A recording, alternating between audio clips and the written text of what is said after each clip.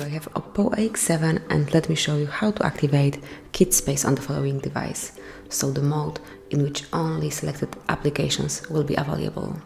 So at the very beginning, open the settings, then scroll down, find and select security, and here you should go to Kit Space.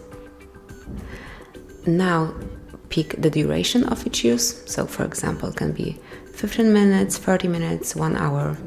Let me pick 15 minutes, and then just select allow apps. It can be camera, YouTube, and maybe, for example, photos.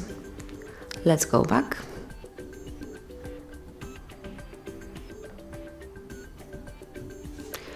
And now you can simply tap on Enter Kit Space. And now if you give your device to your kiddo, it will be able to use just these 3 specificated apps. If you would like to switch off this mode, just tap on Quit Kit Space. Now enter your password.